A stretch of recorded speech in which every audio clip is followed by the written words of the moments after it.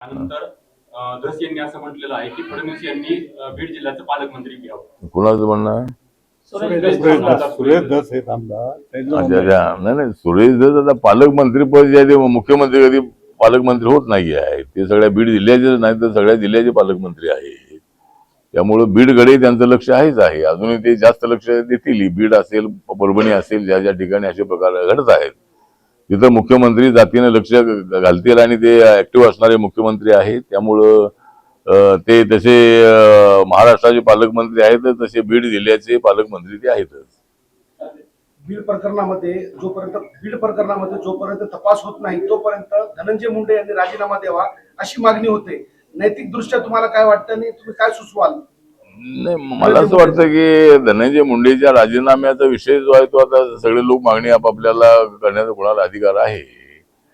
पण त्याच्यामध्ये जे दोषी असतील, कोणाच्या कोणाबरोबर मित्रत्व आहेत. आता आमच्या समोर मला भेटण्यासाठी रोज अनेक लोक येतात आणि अनेक लोक फोटो काढत असतात. ते कोण फोटो काढते काय माहित नसतं आम्हाला.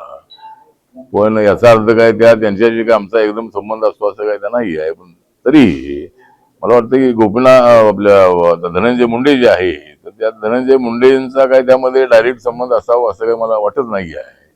त्याच्यासोबत कुणी जे लोक असतील ओळखीचे त्यांचा जर त्यांच्याशी संबंध असेल तर त्यांच्यावर मात्र कारवाई होणं अत्यंत आवश्यक आहे आणि त्यांना लवकरात लवकर पकडलं पाहिजे. त्याची पूर्ण चौकशी करावी. कारण जे मला त्या फॅक्टरीवर गेले जे लोक होते तर ते जे लोक होते ते त्या गुन्ह्याच्या तरी सांगण्यावरून गेले होते, खंडणी मागण्यासाठी गेले होते आणि ते त्या ठिकाणी तिथं एक सोनवणे नावाचा मसाजोगचा जे एक आमचा बौद्ध समाजाचा वॉचमॅन होता त्याला त्या ठिकाणी मारहाण करण्यात आली आणि त्यानंतर ती तक्रार दिल्यानंतर त्यांना पकडलं होतं. पण त्याला लगेच त्यांना जामीन सोडण्यात आलं.